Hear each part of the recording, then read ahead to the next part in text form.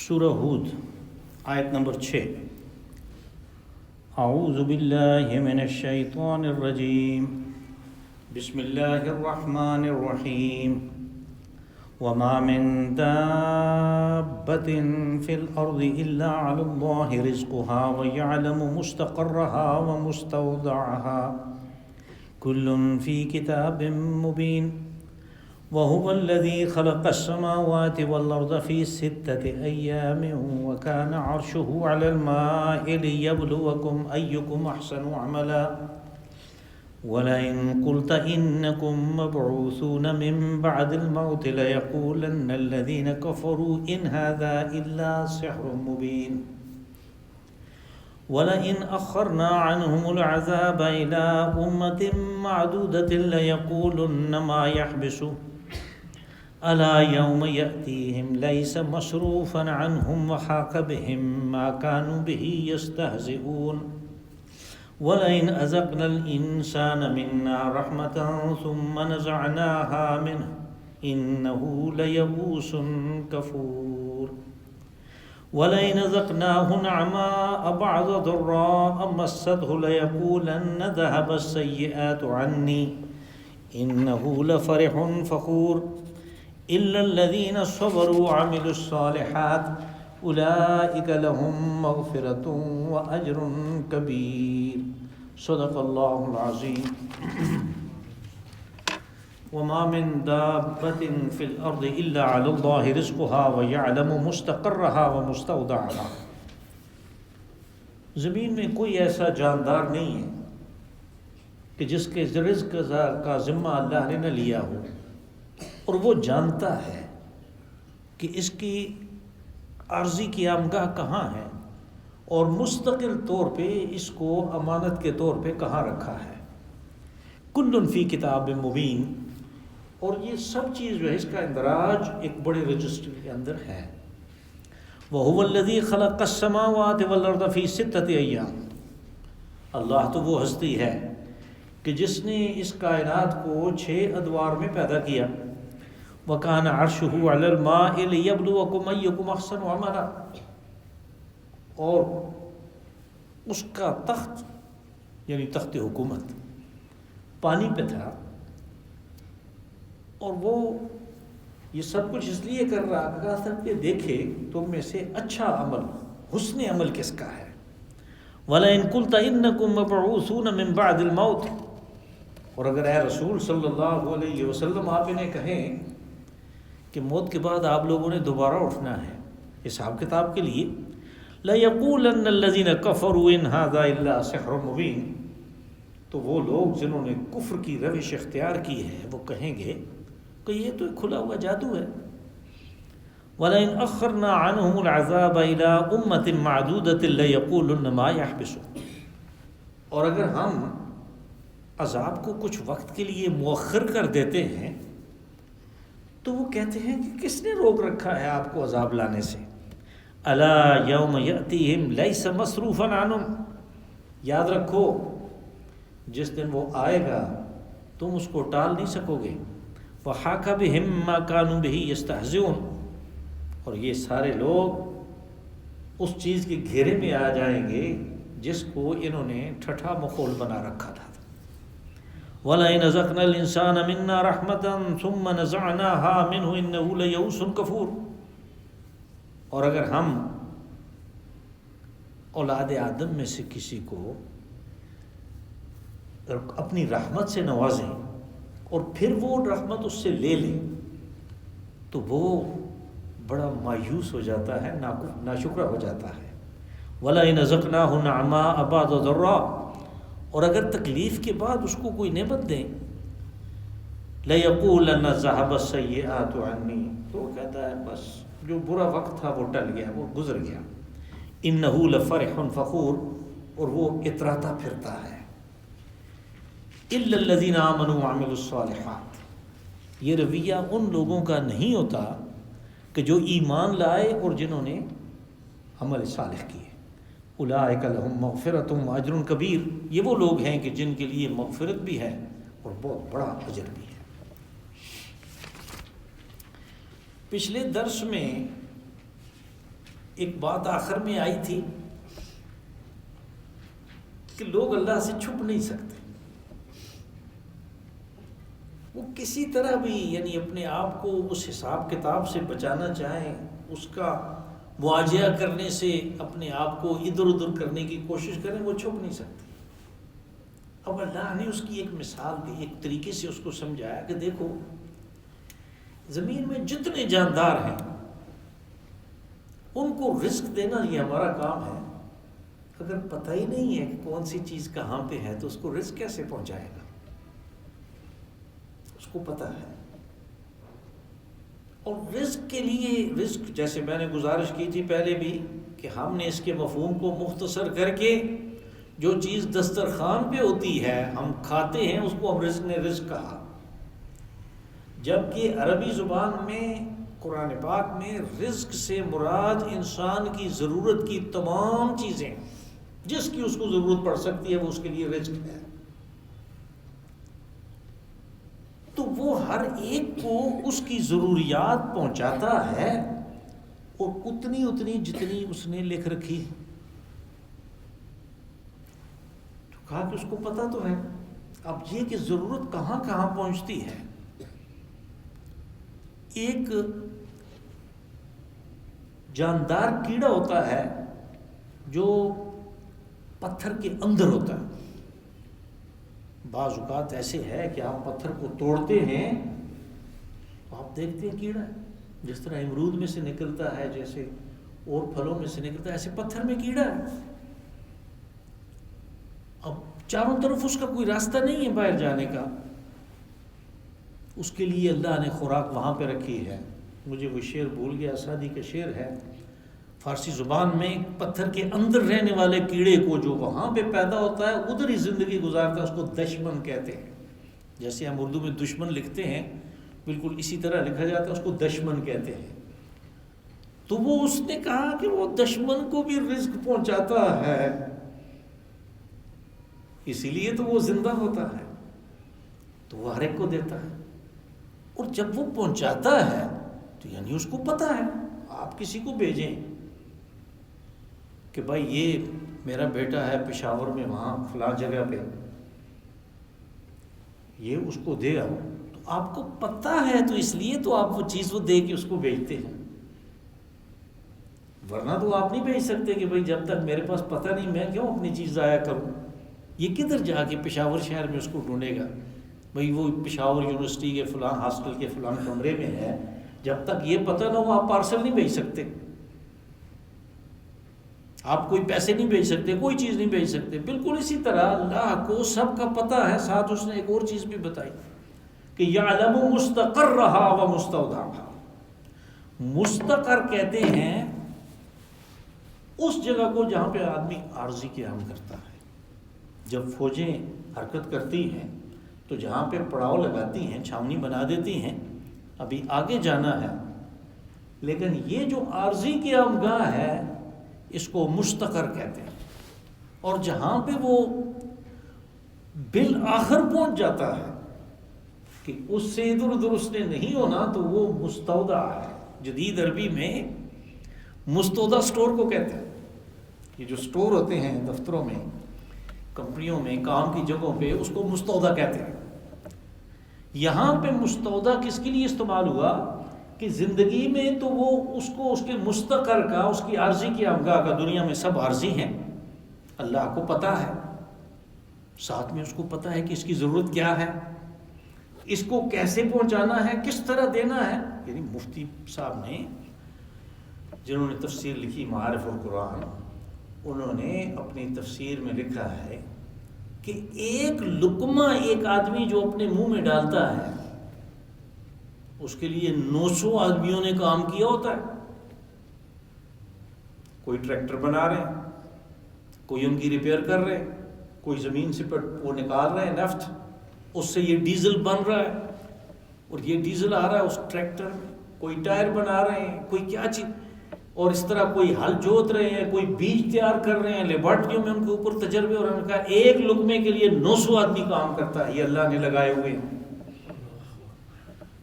اور یہ لقمہ تیار اس کے لیے ہو رہا ہے، اور اللہ کو اس کا پتہ ہے۔ اس کے پاس معلومات ہے کہ یہ کہاں پہ ہے، اس کو کیا چیز دینی ہے، کس وقت دینی ہے، کتنی دینی ہے۔ جب وہ مر جاتا ہے اس کی روح کو وہ وصول کر لیتا ہے، اس روح انسانی کو اللہ یتوفی الانفس حین موتها، اللہ اس کو پورا پورا وصول کر لیتا ہے اس کے موت کے وقت۔ لیکن جو اس کا وجود ہے، جس کو اس نے پال کے رکھا 50 60 70 80 90 100 سال،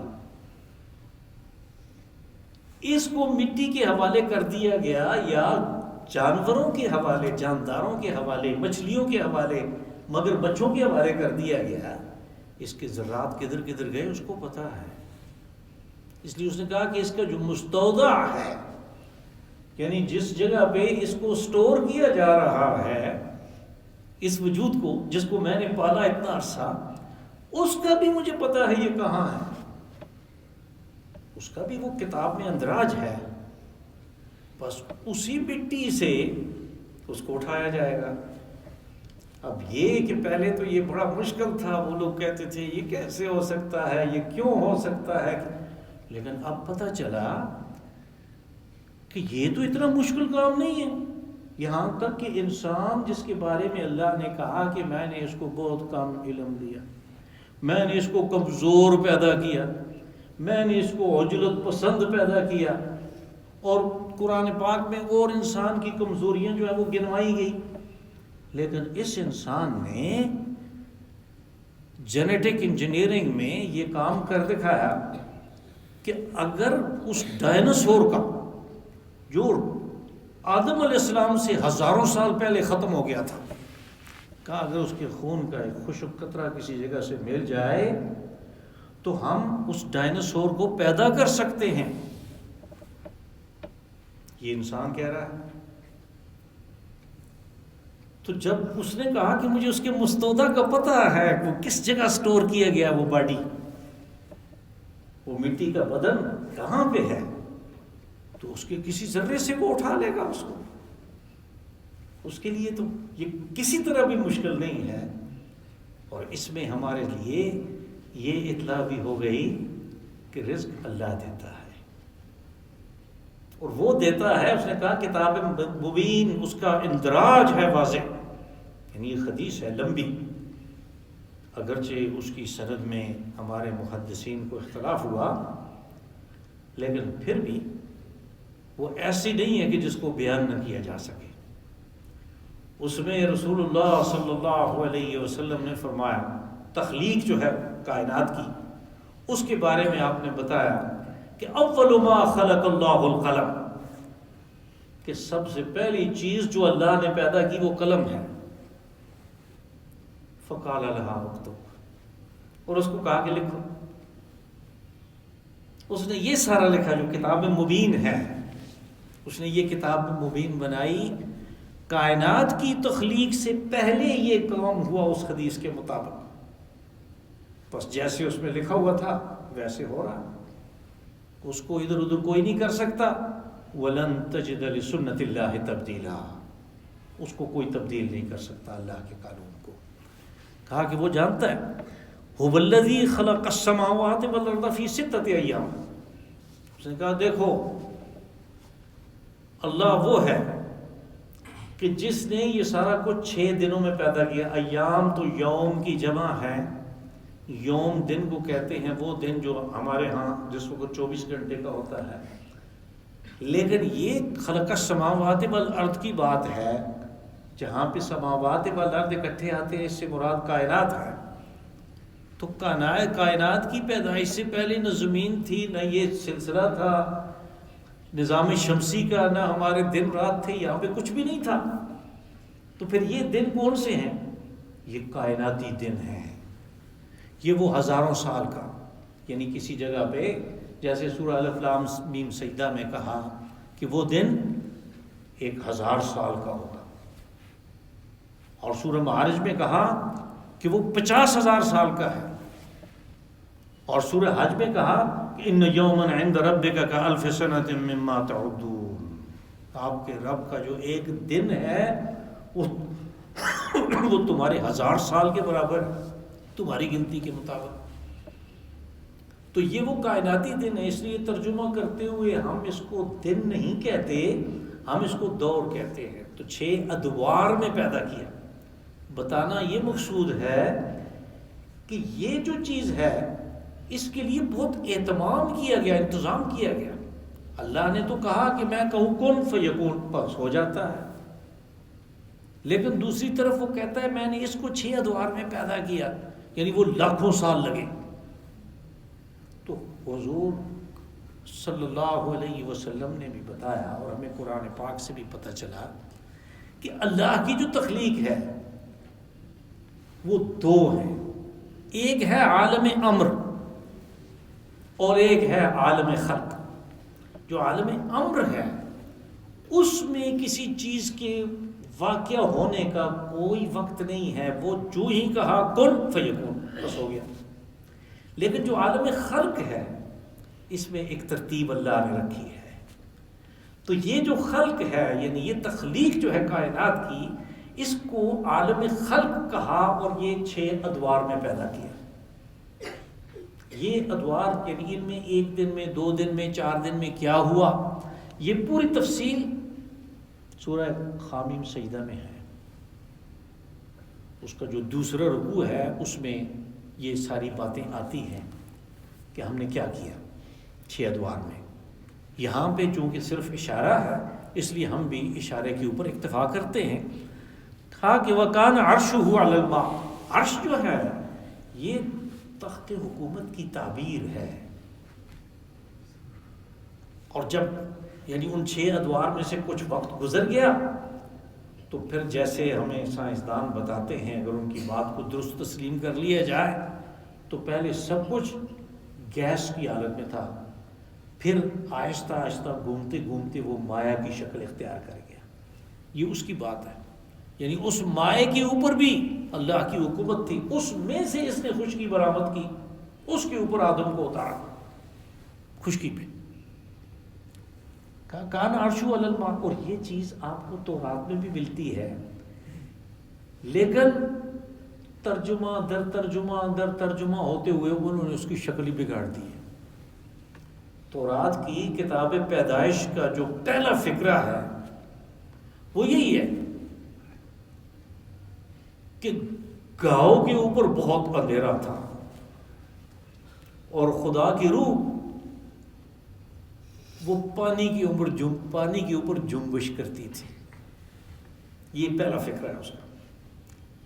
اب یہ ترجمے ہوتے ہوئے بات جو ہے ادھر سے ادھر ہو گئی، ورنہ وہ کہنا یہی چاہتا ہے کہ کان عرشہ علی الماء۔ تورات کا تو یہ ہے کہ وہ اس زبان میں تھی جو آج دنیا میں نہیں ہے۔ پھر وہ تختیاں جو تھیں جن کے بارے میں کل بات ہوئی تھی وہ تو ٹوٹ پھوٹ گئی۔ پھر 300 سال ایسے گزرے کہ زمین پہ تورات کا کوئی نسخہ نہیں تھا، یہاں تک کہ حضرت عزیر علیہ السلام نے دوبارہ اس کا وحی کے ذریعے سے اس کا احیاء کیا، رینیسنس ہوئی تورات کی۔ تو پھر اس کے بعد اس کے ترجمے شروع ہوئے۔ تو ہمارے پاس جو اردو ترجمہ پہنچا یا انگریزی ترجمہ جو پہنچا، تو یہ تو کہاں سے یعنی کون سے ترجمے ہوتے گئے تو اس میں تبدیلیاں آتی گئیں، اس لیے کہ ترجمہ اصل متن کو کبھی بھی ظاہر نہیں کر سکتا۔ جو چیز یہاں عربی زبان میں ہے ہم ترجمے میں اس کی نہیں کر سکتے۔ ترجمے میں چونکہ وضاحت نہیں ہوتی اس لیے ہم لوگ تشریح کرنے کی کوشش کرتے ہیں۔ یہ جو ہم کر رہے ہیں یہ تشریح کی کوشش کرتے ہیں کہ اس کا اصل مفہوم کیا ہے۔ کان عرشہ علی الماء لیبلوکم ایکم احسن عملا۔ ہاں یہ سارا کچھ ہم نے یہ اہتمام کیا، 6 ادوار لگے گا، یعنی ہماری زمین کے حساب سے لاکھوں سال لگ گئے۔ کس لیے؟ کہ یہاں پہ آدم کو اتارنا تھا، ان کی اولاد میں پیدا ہونا تھا، ان لوگوں نے اربوں خربوں کی شکل اختیار کرنی تھی۔ ہم نے یہ دیکھنا ہے، مقصد اور غایت بیان کیا اس سارا کچھ کا، یہ دیکھنا ہے کہ یہ انسان کو ہم نے آزادی دی، اختیار دیا، اچھے اور برے کی تمیز دی، تو یہ اس کو میں سے کون سا راستہ اختیار کرتا ہے۔ یہ آزمانے کے لیے، بلا یبلو امتحان کے لیے استعمال ہوتا ہے۔ ابتلا کہتے ہیں نا آزمائش کو، کوئی لفظ عربی کا جو ہے اس کا ایک حصہ ہم اٹھا لیتے ہیں، اس کو اردو میں بھی استعمال، ابتلا، آزمائش. تو لیبلوکم، تاکہ ہم امتحان لیں، ہم دیکھیں تم میں سے اچھا عمل کون کرتا ہے. اب یہ آپ دیکھیں گے کہ سوائے ایک عمل کے باقی تمام جو اعمال صالحہ ہیں ان کے بارے میں یہ چیز ہے کہ حسن عمل کہاں پہ ہے. یہ ایک عمل جس کے بارے میں کثرت عمل کا حکم دیا گیا وہ ذکر ہے. قرآن پاک میں 3 مقامات پہ یہ آئی بات، اذکروا اللہ ذکرا کثیرا، کہ اللہ کو یاد کرو کثرت سے. باقی جہاں بھی آپ دیکھیں گے کثرت کی بات نہیں ہے، حسن عمل کی بات. اور حسن عمل کیا ہے؟ عمل وہ حسین ہوتا ہے کہ جو اللہ کے حکم کے مطابق ہو، اور رسول صلی اللہ علیہ وسلم نے جیسے اس حکم پہ عمل کیا ایسے اس عمل کو کرے. یہ حسین ہے، یہ عمل حسین ہے، یہ مقبول ہے.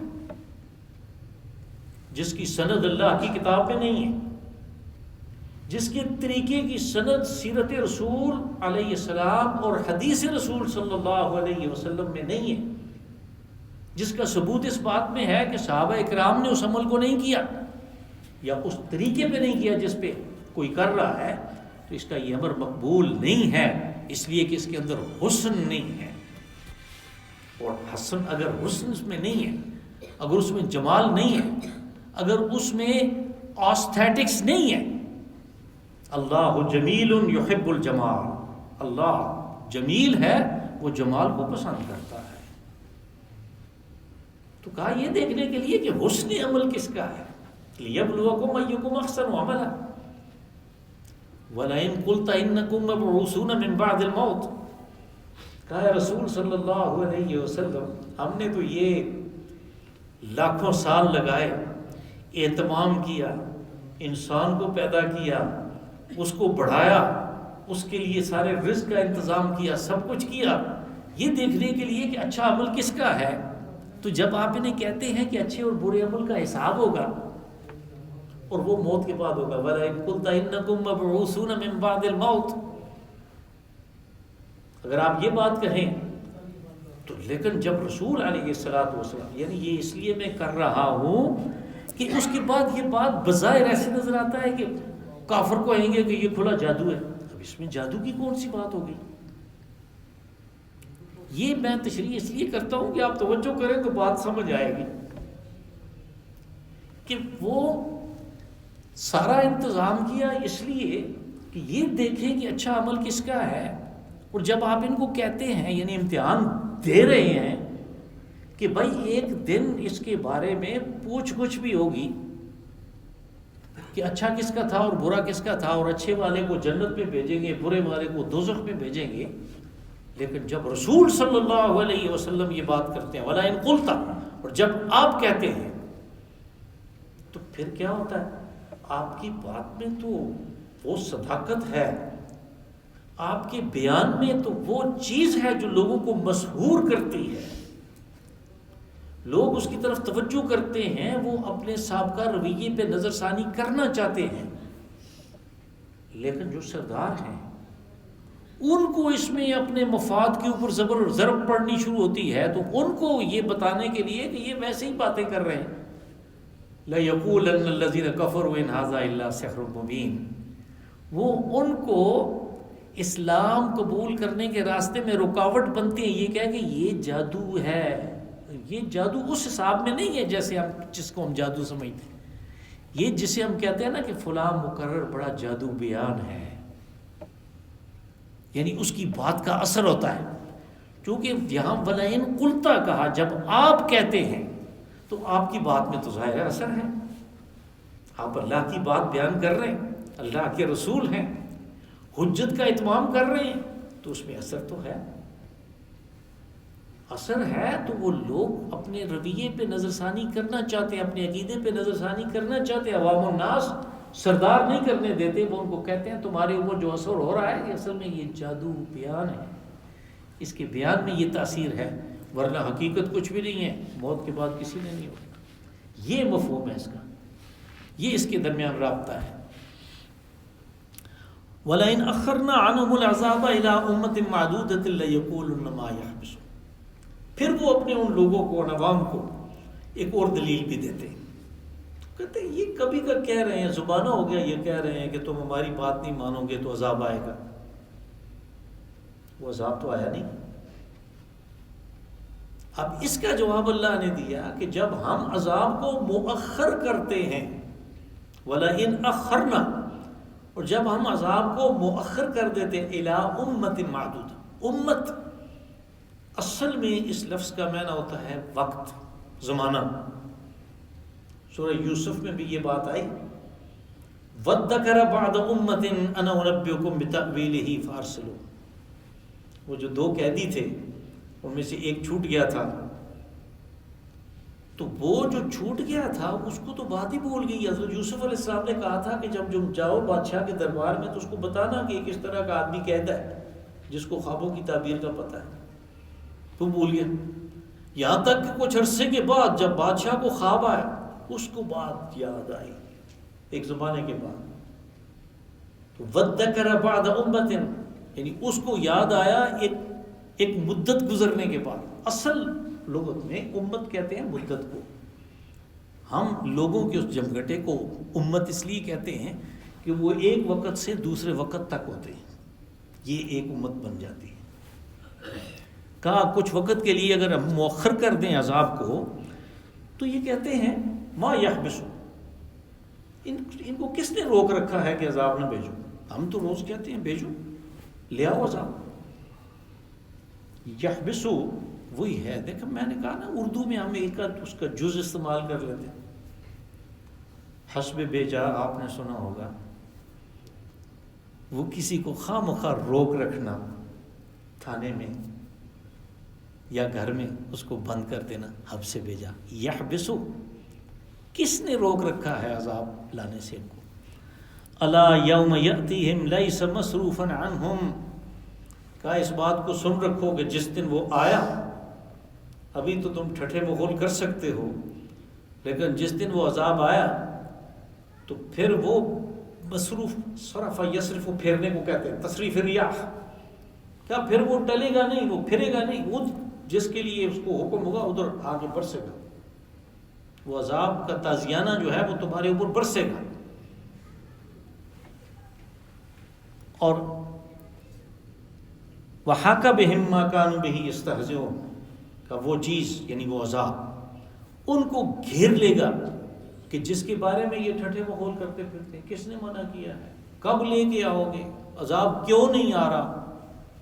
یعنی طنزیہ یہ باتیں کرتے. کہا جس چیز کے بارے میں یہ طنز کرتے ہیں وہ انہیں گھیر لے گی، یعنی وہ عذاب انہیں گھیر لے گا. وَلَئِنْ أَذَقْنَا الْإِنسَانَ مِنَّا رَحْمَةً ثُمَّ نَزَعْنَاهَا مِنْهُ إِنَّهُ لَيَئُوسٌ كَفُورٌ. اب اللہ رب العزت کا یہ یعنی طرز بیان ہے کہ بات کو ان کو کہنا مقصود ہے. یہ مکی صورت ہے، ان کو کہنا مقصود ہے لیکن اصول کے طور پہ بیان کر دیا. کچھ باتیں اگلی اصول کے طور پہ ان پہ بیان ان کے لیے بیان کر دی کہ یہ قانون ہے ہمارا، اس کے اوپر غور کر لو. اصل میں انہی کو کہا جا رہا ہے. کہا کہ جب ہم کسی آدمی کو کوئی تھوڑی اس کے اوپر رحمت کرتے ہیں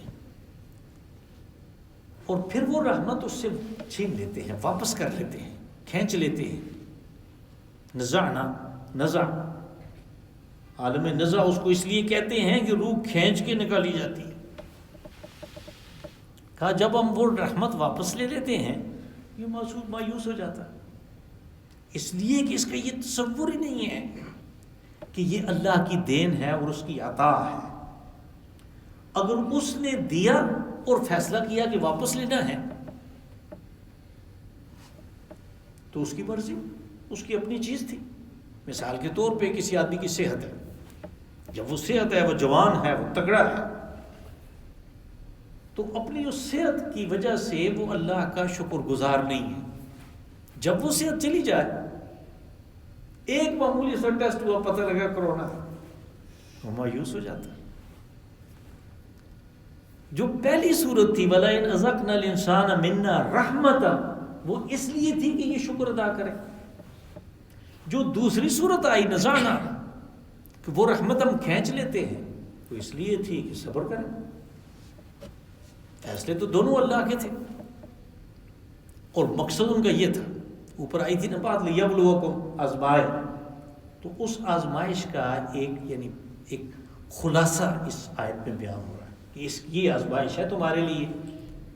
وہاں ایسا نہیں ہے کہ پرچے میں کون سا سوال ہوگا اس کا پتہ ہی نہیں ہے. یہ سوال کا پتہ دے رہے ہیں کہ یہ سوال ہے کہ جب رحمت ہو اللہ کا شکر ادا کرو، یہ شکر کا امتحان ہے. اور جب رحمت نہ ہو، اس رحمت کو وہ واپس لے لے، کوئی تکلیف پہنچے تو صبر کرو، یہ صبر کا پرچہ ہے. اس میں جتنے نمبر لے گا اتنا ہی اچھا درجہ پائے گا.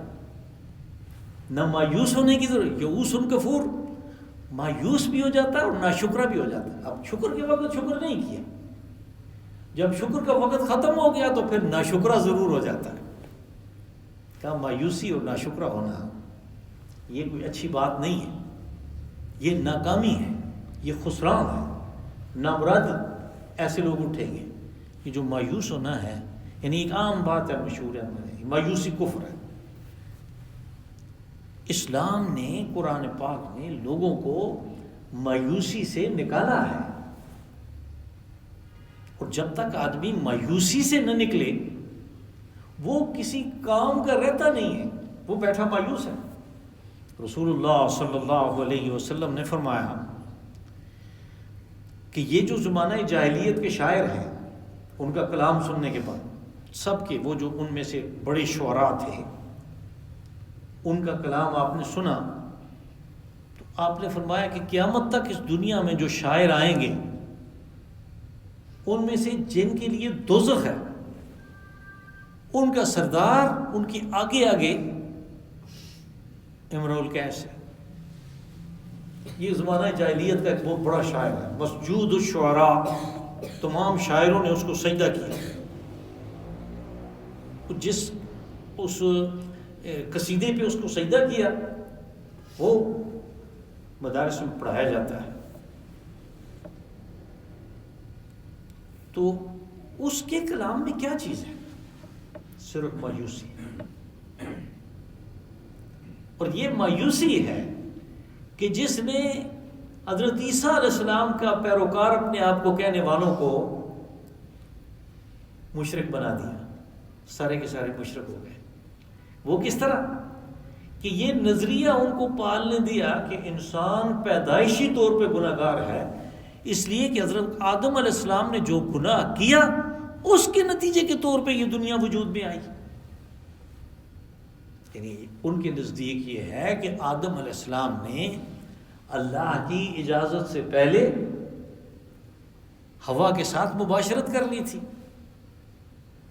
اور اس کے نتیجے کے طور پہ انہیں سزا ہوئی، ان سے حلہ جنت بھی لے لیا گیا اور ان کو ننگا کر کے زمین پہ پھینک دیا گیا. یہ ایسا گناہ ہے کہ جو ان کی اولاد میں قیامت تک جو انسان آئیں گے وہ گناہ گار ہیں، پیدائشی گناہ گار ہیں. اپنے اس گناہ کا ازالہ وہ نہیں کر سکتے. اب یہ جو مایوسی تھی اس کا علاج دریافت کر کے پھر جس پال نے انہیں یہ نظریہ دیا تھا مایوسی کا، اس نے انہیں کہا کہ اس نے پھر انسانوں کے اوپر رحم کیا، اپنا بیٹا بھیجا، نعوذ باللہ، اور اس بیٹے کو پھانسی دی گئی تو وہ کفارہ لگ گیا تمام انسانوں کے گناہوں کا. مایوسی کوئی اتنی کم درجے کی چیز نہیں ہے کہ اس کے بارے میں آدمی کہ خیر ہے، مایوس ہے تو پھر بھی خیر ہے، نہیں مایوس ہے تو پھر خیر نہیں ہے. مایوس نہیں ہونا. لا تقنطوا من رحمت اللہ ان اللہ یغفر الذنوب جميعا. جو کچھ بھی کر بیٹھے ہو مایوس مت ہو. یہاں پہ بھی اس کو کہا کہ یہ انسان کی بری صفت شمار ہوئی کہ لیئوس کفور، تو ناشکرا بھی ہو جاتا ہے، مایوس بھی ہو جاتا ہے. وَلَئِنْ أَذَقْنَاهُ نَعْمَاءَ بَعْدَ ضَرَّاءَ مَسَّتْهُ. کہا اگر اس سے الٹا کام ہو، یعنی پہلے تکلیف میں تھا ہم نے وہ تکلیف ختم کر کے اس کے اوپر رحمت کی. پھر کیا کرتا ہے؟ ذهب السیئات عنی، وہ کہتا ہے کہ وہ تکلیف ختم ہو گئی جی، وہ اس دور سے میں نکل آیا. اس کو اللہ بھول جاتا ہے، اس کو یعنی وہ پردے کے پیچھے جو اصل قوت کار فرما ہے وہ اس کو یاد نہیں رہتی. انہ لفرح فخور، وہ اس کے اوپر اکڑتا ہے اور سوچتا ہے میں نے کیا کیا. پھر وہ اس کو نظر آتا ہے اوئے یہ تو میں نے وقت انویسٹمنٹ کر دی تھی، یہ تو میں نے بڑے صحیح ٹائم پہ فلاں قسم کی ڈگری لے لی تھی، اس قسم کے کالج میں داخلہ لے دیا تھا، یونیورسٹی کی ڈگری تھی اور اس کی وجہ سے میرے ساتھ یہ ہو گیا، اور یہ تو میں نے وہ کر دیا تھا اور اس طرح ہو گیا تھا. یعنی وہ اپنے آپ کو کریڈٹ دینا شروع کر دیتا ہے، اس کو اللہ بھول جاتا ہے. فرح فخور، اس کے نتیجے کے طور پہ وہ شیخی خورا اور اکڑ باز بن جاتا ہے. یعنی فرح فخور کا اصل معنی یہ ہے الا الذین آمنوا وعملوا الصالحات، کہ یہ کام سارے لوگ کرتے ہیں، یہ دونوں جو اوپر کی آیت اور اس آیت میں بیان ہوئی. لیکن اور یہ دونوں اللہ کی ناراضگی کا سبب ہیں، نعمت میں اس کا شکر ادا نہ کرنا اور تکلیف میں صبر نہ کرنا. یہ دونوں نامراد کرنے والی چیزیں ہیں. کہا یہ کام وہ لوگ نہیں کرتے جن کا ایمان ہے اور جن کا عمل صالح ہے. لیکن ایسے نہیں ہے کہ جس کا ایمان ہے، جس کا عمل صالح ہے، اس کی ساری زندگی گناہ کے بغیر گزر گئی. نہیں، معصوم عن الخطا صرف انبیاء اور رسول ہیں، دوسرا کوئی نہیں. بس ان میں وہ باتیں تو نہیں ہیں جو برائی کے طور پہ دونوں آیتوں میں بیان ہوئی. اور گناہ کرتے ہیں تو اللہ کی مغفرت اس لیے ہے. اولئک لہم مغفرۃ، یہ وہ لوگ ہیں کہ جب ان سے گناہ ہو جاتے ہیں تو اس کو بخشوانے کی شرائط کو جانتے ہیں اور اللہ پھر بخشتا ہے، وہ مہربانی کرتا ہے، وہ مغفرت عطا کرتا ہے. وہ اجر کبیر، اور بہت بڑا اجر بھی اس نے ان لوگوں کے لیے رکھا ہوا ہے. اللہم صلی وسلم وبارک وانعم علی عبدک ورسولک ونبیک محمد صاحب المقام